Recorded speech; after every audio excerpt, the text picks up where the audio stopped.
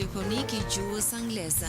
Let's talk in English. Të flasim anglisht çdo ditë duke ndjekur programin Let's Talk in English në orën 14 në Radio Emanuel. Thanks for taking the time to learn English here with us. I know learning a new language can be hard work, but we believe in you. Situata plot humor, argëtim dhe informacion vinë në familjet tuaja përmes programit Let's Talk in English. Mësojmë rreth teknologjisë, artit, kulturës dhe fushave të ndryshme të jetës, duke ndjekur këtë kurs radiofonik të gjuhës angleze. Let's talk in English.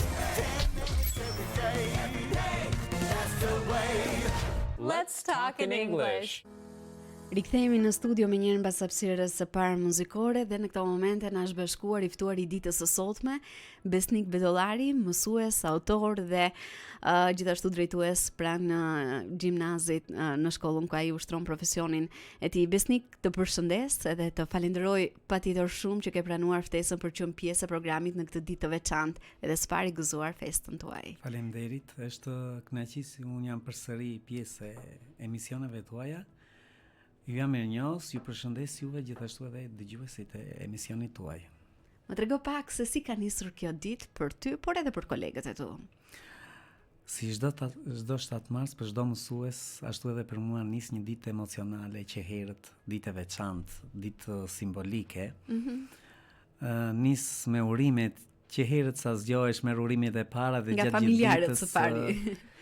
Edhe nga persona që nuk I pret, sot që një surprizë e veçantë, një numër I panjohur dhe një shkrim shumë I gjatë që me emocionoi jashtëmase dhe u ndjeva I shtangur, se këto janë surprizat më të bukura, se ti pret nga miq, nga shok, por nga personazhe që nuk e bërë dhe përballjen fizike me të, qoftë në një kafene, qoftë me një mik, me një shok, këto janë tepër të veçanta. Kjo tregon pra që figura e mësuesit është përtej kufive të njohjes.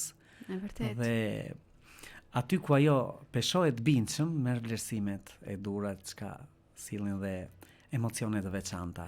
Plus atyre që I ke në përditshmëritë të ditës së caktuar që pret nga shok, miq, të afërm, koleg, nxënës. Edhe unë patjetër prindër. duke qenë se të kam ballë e ndjej dhe shoh që ti je emocionuar në një ditë të tillë edhe pse vit pas viti ju festoni, por emocionet dhe vlerësimet, urimet që merrni ashtu sikur se ti e përmende janë kaq të veçanta që besoj ju inkurajojnë gjithmonë edhe më tepër në atë që ju bëni në përditshmëri me brezat, me nxënësit. Po. Doja ta thoja që sot është dita që mësuesi merr vëmendjen e veçantë, domethënë kthehet gjithë pozitiviteti drejt një figure të caktuar. Sot shihet mësuesi si ai portret I gjallë që përcjell shumë shkëlqim, shumë dritë, shumë ngrohtësi, shumë mbështetje, shumë edukat Shumë dije. për këtë shoqëri që sot ka nevojë Është në e maksimum. Edhe për gjithë ata që janë duke na ndjekur Besnik, ndalemi tek domethënia e 7 marsit për shqiptarët, cila është ajo? Sot është një ditë e bukur, një ditë e veçantë, është kënaqësi që ne sot jemi në qytetin tonë, në qytetin e emisentores të parë shqipe.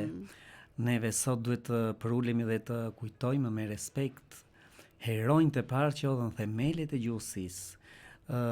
Fati I kombit ton historikisht ka qenë në forma tragjike, mund të themi, ka kaluar drama të tëra. Ne ja ku jemi sot, që po premtojmë bindshëm pra ti bashkojmë familjes madhe europiane me gjithë të drejtat dhe atributet e çdo shteti që është pjesë e kësaj familje. Pra, që të arrim deri këtu, patjetër që do I rikthehemi historisë, një histori të veçantë që kemi duke kujtuar të gjithë ata dëshmor të lavdishëm të gjuhësisë, duke nisur që nga thamenje shkolla e parashqipe me Pandeli Sotirin, Petronini Luarasin, po përmendim edhe shumë personalitetet tjera të shquara, siç kemi Naum Veqilaxhin, pra ku kemi abetarin e parë shqipe, aty ku nisi themeli. Mund të idhemi edhe me figura tjerë të shquara që kemi Themistokliun, unë vi nga një zonë nga krajina e Gorës, ku gjithmonë e them me krenari, mbështetjen Themistokliu ka gjetur në kapedante e Gorës, kur gjithmonë dyndeshim nga pushtuesit, gjithmonë kanë dashur të na asimilojnë, pra të na zhdukin si kom, nëse them pak edhe në mënyrë pak si vulgare këtë zhdukje, por ne jemi ata që i kemi rezistuar gjitha kohërave. Edhe duhet kujtojmë dhe vlerësojmë me respekt të gjithë këta zotrinj të nderuar që i kanë përballë stuhive të fuqishme të kohërave, duke patur që edhe vetë Europa nuk ka qenë shumë dashamirë se ne, pra ka qenë na ka parë gjithmonë me syrin e njërkës dhe me asnjëherë me syrin dashamirës. Dhe ndoshta me të drejtë ne kur të arrijmë atë ditë, kur të jemi mes gjithë flamujve të europianit, ne besoj se o kemi marrë akmarrjen në thonjza të padrejtësi që kemi, dhe sot që kemi arritur në këtë ditë, patjetër do kujtohet historia dhe themelet dhe gurët e parë të palëvizshëm që janë hedhur nga gjuhëtar, nga patriotë, nga njerëz të shquar që nga pena dhe deri tek pushka. Edhe në fakt kjo është vlera e historisë, patjetër që duhet kujtuar dhe duhet mësuar prej saj. Domethënia e madhe e kësaj dite janë këta që kanë hedhur themelet e para. Dhe ne sot jemi një kala që ti përballemi çdo lloj stuhie dhe çdo lloj tsunami që të turret. Pra, mësuesit që ndodhen sot të këtij brezi do luftojnë në maksimum për ta mbrojtur me çdo çmim dhe me çdo lloj mënyre gjuhën e bukur dhe standarde shqipe, sepse lehtësia e teknologjisë që po përballemi nga forma të ndryshme shumë e lehtë për ta deformuar atë. Dhe çka na prek ne më tepër ne mësues të gjuhës që na bën të ndihemi keq, na gërvishtet fort të veshi, lem në përshkrime që shojmë shkurtesa, po edhe kur janë përballë njëri tjetrit, FLM për këtë që më the, nuk na tingëllon mirë. Ne duhet ecim në gjurmët e atyre që e ngritën në piedestal, kaq bukur dhe me kaq me vlerë këtë gjuhë që për shekuj të tërë nuk mund të na asimilonin pushtuesit e huaj dhe dashakeqësit që kanë qenë në shumicë fatkeqësisht për këtë vend të bekuar, mund ta themi. Po. Si Shqipëria. Besnik, ti solle emra të cilët vërtet i kanë dhënë shumë vendit ton në kulturë, në arsim, sikurse jemi duke folur në ditën e sotme, por si mendoni, cila është vlera, por dhe ndikimi i rolit të mësuesit në shkollë dhe më gjërë në realitetin që ne jetojmë në shoqërinë tonë? Mësuesi sot i del një barë e madhe përpara. Është ajo shtylla kryesore e fuqishme për ndërtimin e brezave të rinj. Le të rikthehemi kohës kur kam qenë unë nxënës. Ne kemi qenë fëmijë, ndoshta të urtë dhe të ndrydhur në një mënyrë, por kemi qenë shumë dashamirës, fëmijë të edukuar, fëmijë të çiltër, fëmijë mbështetës, fëmijë që respektonim mësuesin po për uleshin para tij, por dhe të rriturit, familjes, ajo që është baza, që shtylla e edukimit. Sot fatkeqësisht, nëse duam të flasim pa doreza dhe me sinqeritet, po na prishin ekuilibrat familjar. Ky brez i sotëm që e shturur drejt teknologjisë në forma të ndryshme, siç kemi rrjetet sociale, qoftë TikToku, qoftë Facebooku, Instagrami, Snapchati edhe të tjera, po ndikojnë dhe po ushqijnë negativisht brezin e ri. Dhe veç mësimdhënies, mësuesit i del një detyrë parësore në edukimin e fëmijës, për ta mbajtur në shinat e dura dhe për ta orientuar drejt rrugëve të sigurta të jetës së tyre. Është shumë e lehtë sot fëmijët të shkasin dhe të degradojnë. Sot jemi në një terren lirisht të hapur, janë pa mbrojtur nga të gjitha. Pa të mbrojtur, pra mund ta themi nga ana figurative, në shumë viruse mund të na godasin fare lehtë. Këta fëmijë që ikin diku të çoroditur si makina pa timone pa frena, mund të na i bëjnë aksidentin kur të duash. Dhe fare thjesht. Kështu që baza e madhe veç familjes, aty ku është thelbi i ndërtimit të shoqërisë, është figura e mësuesit. Pra veç mësimdhënies duhet i kushtojmë një peshë të fortë edukimit të fëmijës për të ecur në një rrugë sa më bazike të një shoqërie të shëndosh. Dhe sot është fare lehtë ne dëgjojmë edhe në për kronika, në për televizione të ndryshme, se si po përdoret frikshëm duani, drograt e ndryshme dhe më të rrezikuarit dhe më të pambrojtërit janë breziri, aty ku shkolla ka peshën e madhe, të paktën për ato orë sa ka duhet japi maksimumin, edhe pse sot është bërë e vështirë, është ngarkuar puna e mësuesit, më tepër me dokumentacione sesa me pjesën e edukimit, por mësuesi është ai që duhet luftoj fort dhe duhet ketë një mision, puna e tij është një mision. Vërtet një mision dhe duhet të ketë lidhje shumë të ngushta me familjen. Pra i tërkençi mësues, prindër, nxënës duhet jetë i lidhur shumë fort dhe asnjë lloj stuhie Në mënyrë që të mos ato tre ketë hallka. ngërçe.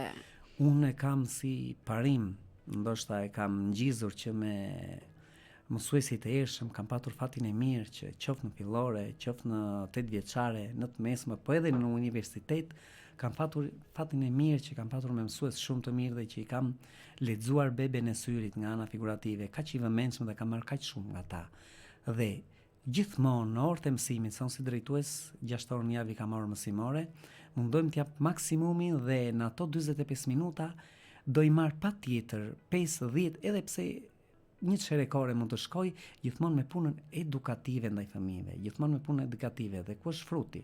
Fruti është që këta fëmijë sot aventura e tij mund të shohë si ai mësuesi gogol, i lodhshëm, i bezdisshëm, ngeli duke bërë morale, na lodhi, na pengon, na bën, po kur i shek Siç janë ato mundësitë e adoleshentëve. kur i shek ta nxënës mbi 20 vjet dhe të ndalojnë në rrugë dhe kur herë edhe të përlotur profesor, sa shumë na ke dashur, po nuk e dinim, sot e kuptojmë, këtu shikon që ti ke arritur, ke dhënë diçka, pra ke dhënë misionin tënd si mësues.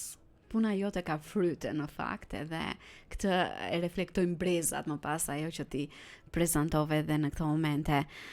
Do doja të të pyesja pak në aspektin edhe më praktik.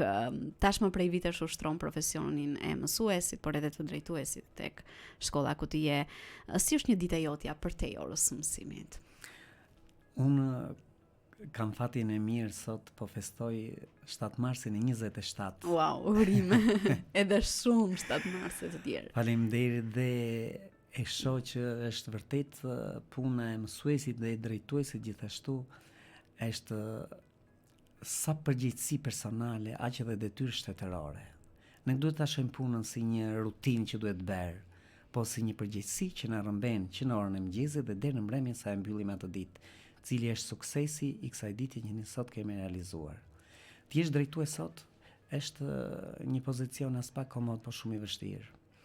Duhet të jesh shumë i matur, shumë i qetë, shumë i duruar. Ti je një person që duhet përballesh me aq persona sa ke përballë. 3 fish, i ke koleg, ke nxënës dhe ke prindër. Imagjinoje se nëse ti do jesh i pari që do të çedosh në komunikim apo në diçka tjetër, do isha shtylla e madhe ose nga ana figurative mund ta quaj ajo diga që pret të gjitha rrëket dhe krijon ato që anin e mban dhe mban gjithë peshën. Pra puna e drejtuesit është një punë e ngarkuar. Veç menaxhimi që duhet të kesh, veç edukimit që duhet të kesh, veç një mori kërkesash të vazhdueshme nga institucionet e prore që vinë në çdo ditë, do përballosh edhe, ne sot nuk kemi çunatërimi familjar, do përballosh edhe problemet e familjes. Po. Pra në Secili prej nesh ka ato bagazhet e veta të në drejt sfidave, kur të vjen i lodhur, problemeve. që kalova një ditë të lodhshme, ose sot kam nevojë të pushoj pak, por më ka ngelur edhe një pjesë që duhet të arri, sepse nuk munda sot të përballoj të gjitha ngarkesat e punës, por ato vajzat e vogla, unë jam prindi 2 vajzave, duan përkëdhelit, duan kohën e tyre dhe Ajo që tham që të do rinjt bësh sot edhe edhe- fëmijët kanë të tjera edhe sfida. punë e prindërimit Po. dhe me shaka, unë asnjë nuk jam përtuar punës. E shoh me shumë përgjegjësi, e shoh jo me frikë, po e shoh me sedër të madhe. Ka ndodhur që kemi vënë fëmijët në gjumë më dashur të punojnë në kompjuter e deri në 2 të natës. Ku me shaka është ngritur nusja, oj të shmendur, ke ndërmend të flesh sot se u gëdhive.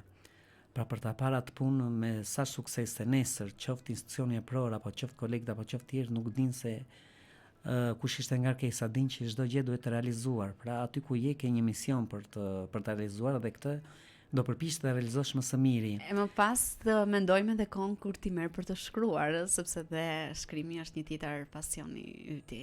Po, tashmë siç e di, me kemi folur me pensionet e tjera, jam autor i 8 botimeve. Po.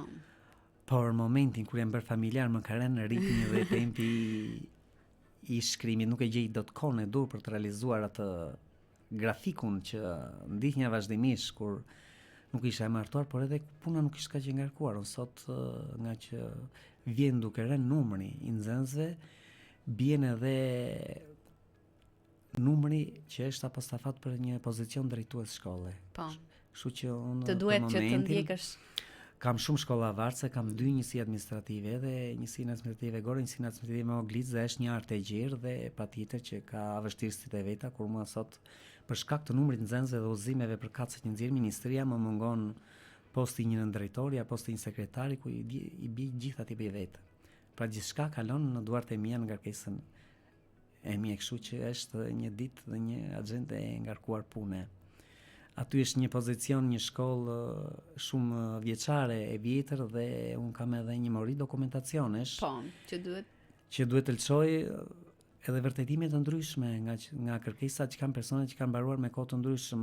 Ka edhe raste që kanë dalë në pension dhe u duhet për pension, por i duhet ato dokumentat duhet hapur.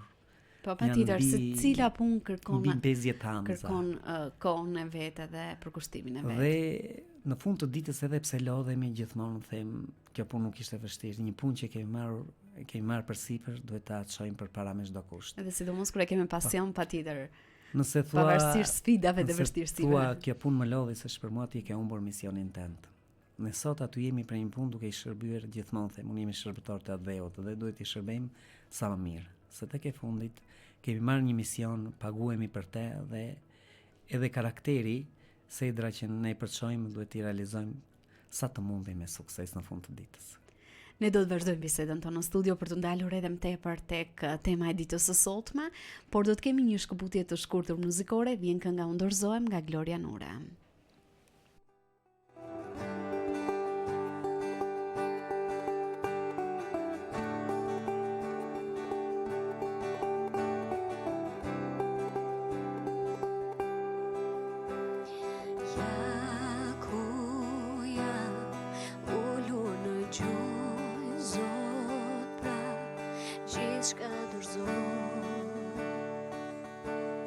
Gjithçka dorëzoj,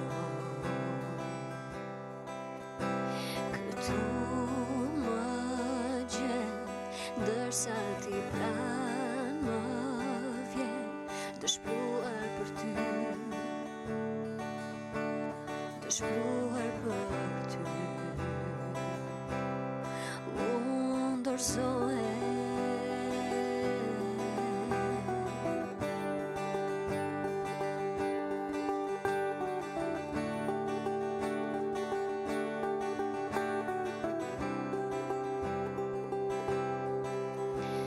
Shpirtin tim derdhu me hir më shir, kam etje uri,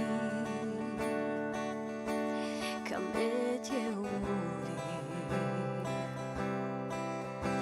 me krah të shtrir, lutjen më dëgjon ti, më fol tani Zot.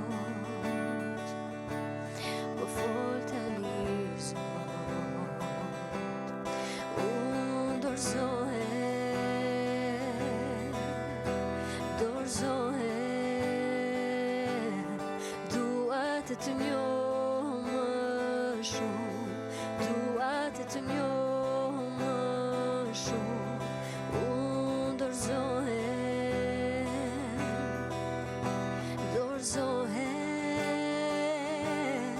dua të njoh më shumë, dua të njoh më shumë, si një fryte kun, Zoti vepro tek unë, si stuhi e fort, shpirtin tim lëviz, Zoti vepro tek unë, si një ere fort, Jesus fryte kun, Zoti vepro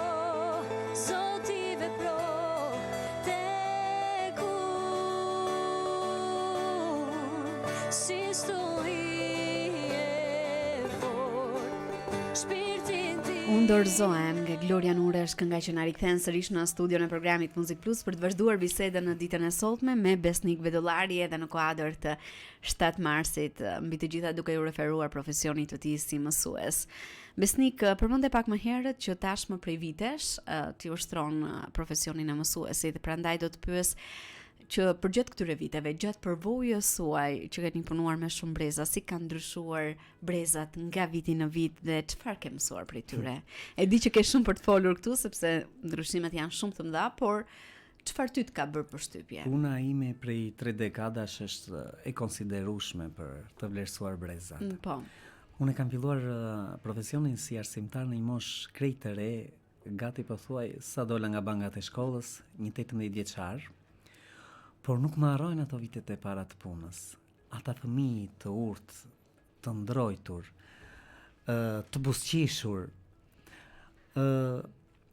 aktive në vëmendje dhe në mbështetje të mësuesit. Por jo si brezat që kemi sot, që janë bërë të shkathët, jo të ndrojtur, janë shpërthyes, janë aktive. Do me thënë, kanë thyrë atë tempin që mësuesi duket më tepër si autoritari, po mësuesi është miku, shoku, edukatori dhe janë më të trajneri lirshëm për të folur me mësuesin, janë për më të të ndarë. lirshëm. Po. Por nuk mund të mohojmë atë buzëqeshjen e sinqertë, të ndrojtur, të fëmijëve më parë. Ishin më të sjellshëm, ishin më të dashur, ishin më të afroheshëm në edukimin me mësuesin. Sot e kanë më të lirshëm fëmijët të hapen, të kërkojnë ndihmë se ata ishin më të ndrojtur, por mund të themi nxënësa janë edhe më të shamarrok, janë edhe më të pabindur. Nuk e shohin figurën e mësuesit që në çdo kohë duhet i bindemi atij ose duhet ndjejmë atë respektin që i takon mësuesit. Shpeshherë sot kemi edhe nxënës që edhe rebelojnë në mënyrë të pakuptimta. Ka plot raste të tilla, të cilat i dëgjojmë edhe në media. Ne kemi fatin e mirë edhe kolegët e ndryshëm që kanë ardhur në zonën tonë, ne vazhdojmë akoma të ruajmë siç është e bukur natyra, ruajmë edhe atë shijen e të respektuarit të mësuesit. Por kemi kolegë të ndryshëm dhe në shkolla të mëdha në qytete të ndryshme figura e nxënësit është rebeluar shumë. Madje kalon deri në atë fazë sa edhe mësuesi ndonjëherë ndihet i fyer, ndihet i pambrojtur në një farë mënyrë ose i pasigurt në punën me këta breza që nuk e shohin më figurën e mësuesit si shembulli ose si ai ylli polar që po ndrit galaktikën e tij. Do me thënë në një farë mënyrë nuk e merr mësuesja të feedbackun që përpiqet t'i japë ndaj nxënësit ndaj edukimit. Nxënësi sot duket më tepër me shumë liri të shfrenuar. Nxënësit gjithmonë janë turrur të kërkojnë në maksimum të drejtat e tyre, por asnjëherë nuk mendojnë cilat janë detyrimet e tyre. Vërtet. Gjithmonë kërkojnë ndajni gjatë debateve të ndryshme që bëjmë me nxënës, debateve pozitive që bëjmë me nxënësit ose kur ndonjëherë në për mbledhje me qeveria nxënësve, verin të dyja përballë 50 me 50. 50 keni të drejtat, 50 keni detyrimet. Në qoftë se ju i shikoni të barazdishëm dyja, ju i do jeni nxënësit më shembullor, nxënësit më statuesueshëm. Nëse ne sot do të nisemi që gjithçka është drejta jonë dhe gjithçka mësuesi nuk ka të drejtë, këtu e kemi humbur misionin. Ne që këtu nuk mundim të edukojmë breza të rinj, pra kemi dështuar, pra mësuesi duhet të duket shembulli qendror edukativ i ndërtimi të një shoqërie të shëndosh dhe të shëndetshme. Ndoshta deri diku si çdo lule që janë të bukura, po jo të gjitha kanë aromën e dur ose kanë edhe ndonjë gjë mund të themi shumë rrallë mund të ketë edhe mësues që nuk e kanë aftësinë e edukimit, mund të çedojnë pra në punën e tyre, po pjesa dërmuese, armata e madhe e mësuesve sot kanë një sfidë dhe një punë të jashtëzakonshme për edukimin e brezave të ri.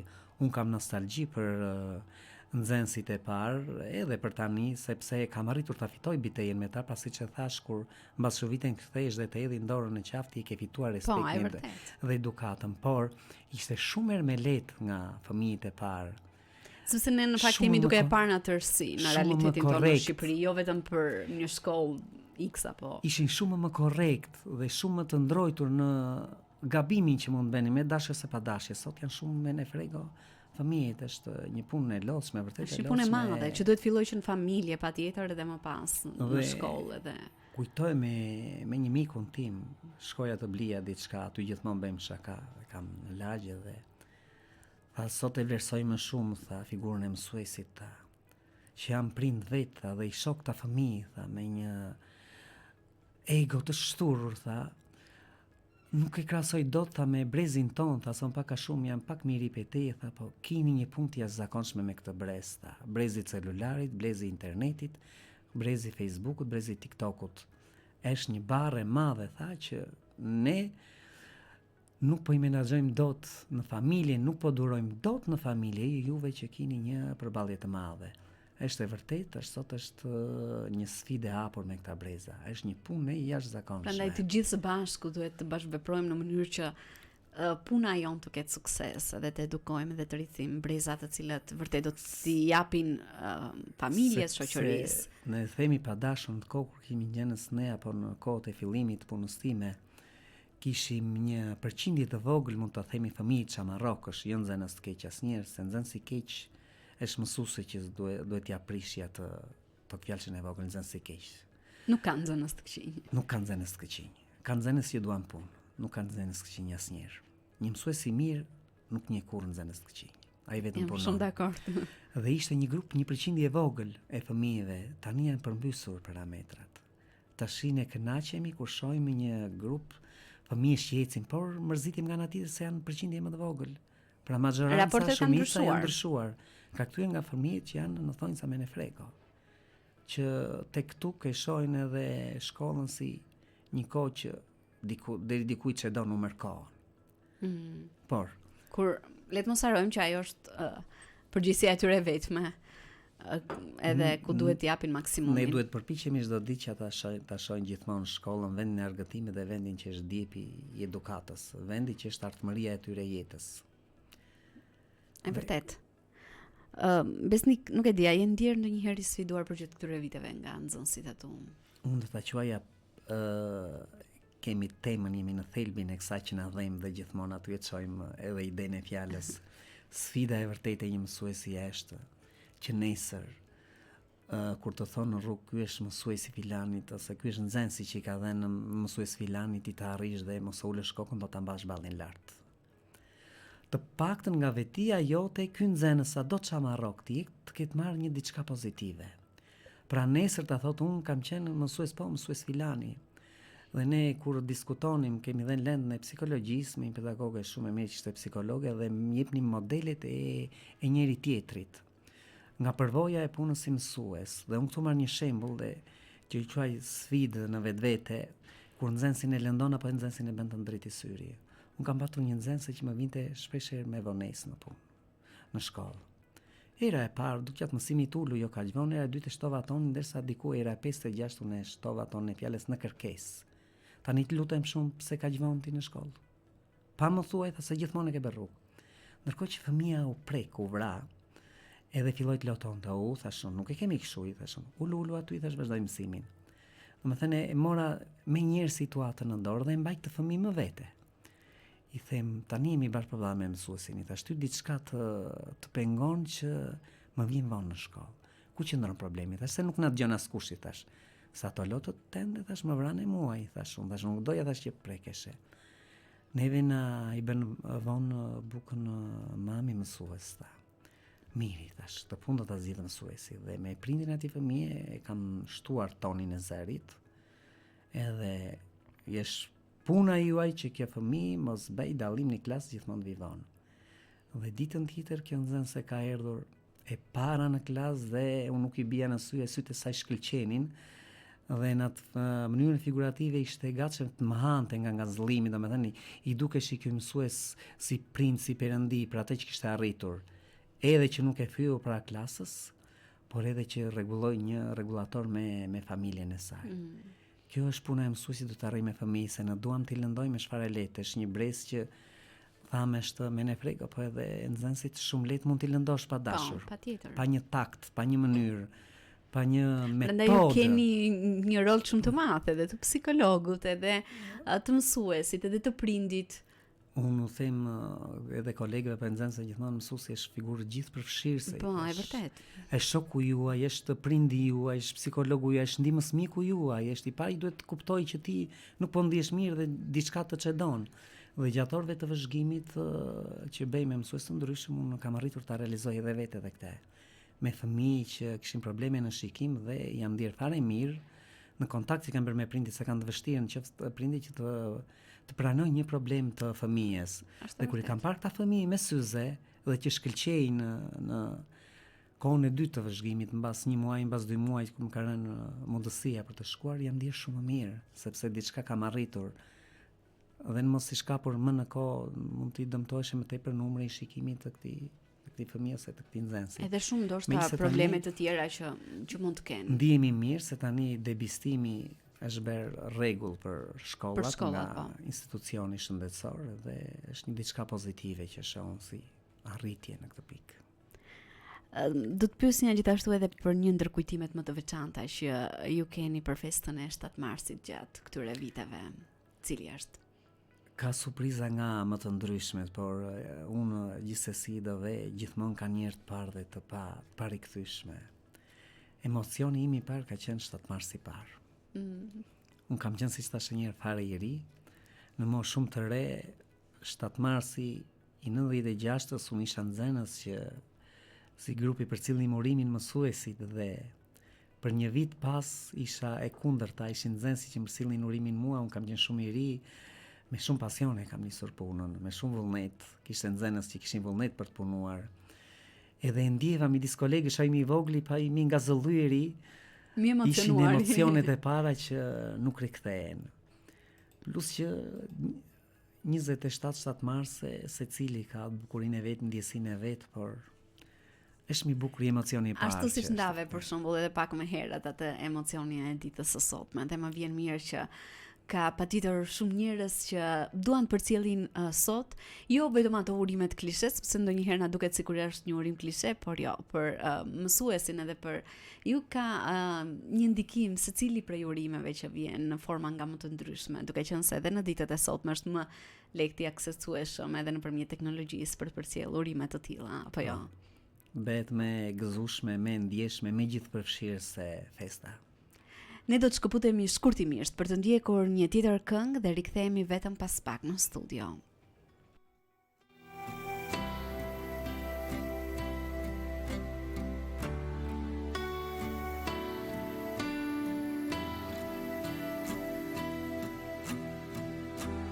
Më shumë dashuri, më shumë fuqi, më shumë prej teje në jetën time.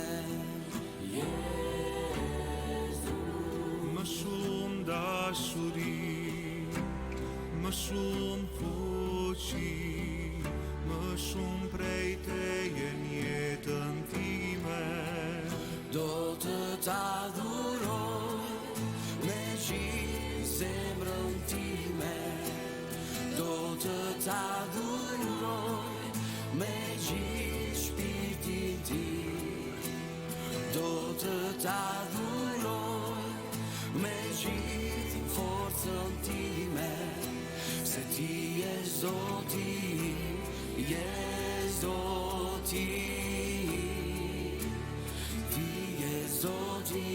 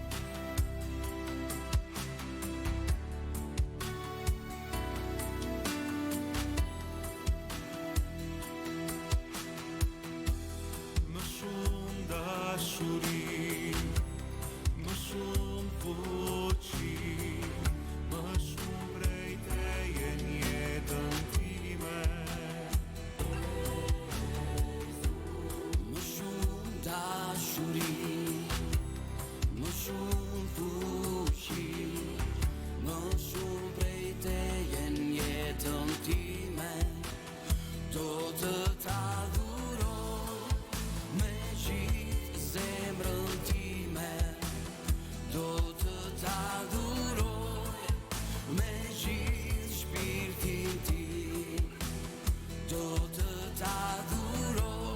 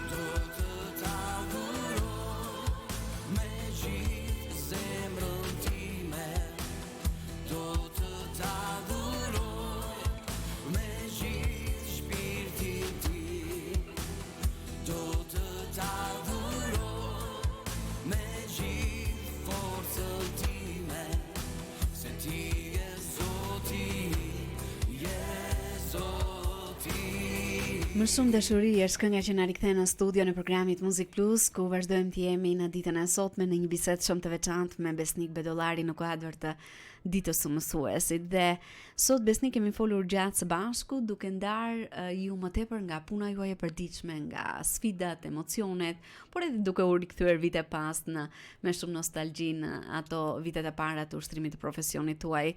Dhe në këto momente jemi thuajse në përfundim të bisedës sonë në studio, prandaj cili do të ishte mesazhi dhe urimi që ti ke për gjithë kolegët e tu që janë duke na ndjekur? Atëherë le t'i urojmë gjithë armatës së tërë të mësuesve, profesorëve, pedagogëve, ku ndodhen bar treva shqiptare, ta gëzojnë të ditë të bukur, të ditë sublime, të ditë të veçantë, ditën që ngrej në pa madhështinë e edukimit të brezave. Me këtë mesazh përshëndes gjithë prindërit dhe uroj që t'i kemi sa më bashkëpunues ta shohin figurën e mësuesit, se figura më mbështetëse, më mike dhe më afrueshme për edukimin e fëmijëve të tyre. Mos duket mësuesi gjithmonë, e mos e mësuesi, por të duket ai mësuesi i parë kur kemi qenë ne nxënës që prindi gjithçka vinte mësuesi para, pasaj ne. Edhe në këtë mënyrë e kishim shumë të lidhur ngushtë atë allkën e trefishtë dhe ecnim gjithmonë duke parë mësuesi ishte figura më ndritur për ne, figura që na jepte mbështetje për të ecur sa më mirë në të ardhmen e jetës. Dhe ja ku i kemi sot, që kemi parë me aq përkushtim, me aq vëmendje dhe aq dashuri, unë sot jam në profilin e një mësuesi vet, duke ndikur rrugën e edukimit të këtyre mësuesve që na kanë dhënë kontribut dhe mbështetje për vitet të tëra. Edhe diçka përpara se mbyllim bisedën tonë në studio, përse do t'i ftoje të rinj që janë duke na ndjekur që të zgjedhin të ushtrojnë profesionin e mësuesit, sepse e dim që sot shumë të rinj fokusohen tek teknologjia, tek profesione që lidhen me të, por shumë pak zgjedhin profesionin e mësuesit, sepse mbi gjitha është një mision shumë i madh. Mësuesi është profesioni më i veçantë dhe më sublim që ka shoqëria në tërësi. Pa mësues nuk ka shtet, nuk ka komp. Mire kanë thënë edhe figurat e shquara ose filozofët e parë që nëse një komp dua ta shembësh, mos e shemb me raketa edhe me bomba, por vraj arsimin. Figura e mësuesit është një figurë e veçantë. Tamam siç ka thënë Naimi, drita e diturisë. Dhe është një mision fisnik, edhe pse ka vështirësitë e veta. Nesër, kur ti të kesh dalë në krye, do ta kthesh kokën pas me shumë nostalgji dhe do thuash, unë u përpoqa, diçka dhash dhe kontribova për një shoqëri që ka nevojë i gjithë rruzullit toksor. Besnik, të falenderoj shumë për gjithçka që ndave në ditën e sotme, të uroj gëzuar festën edhe një herë, e di që do të bashkohesh me kolegët e tu për të festuar, sepse mbi gjitha e meritoni për të festuar edhe për të vlerësuar edhe njëri tjetrin për kontributin që jepni ditë pas dite për shoqërinë në të cilën jetoni. Ju falenderoj edhe unë dhe ishte kënaqësi që isha edhe një herë pjesë e emisionit tuaj. Je gjithmonë i mirëpritur, pse jo, për të ndalur edhe tek të tjera tema të cilat janë shumë të rëndësishme për të trajtuar edhe për të përcjellë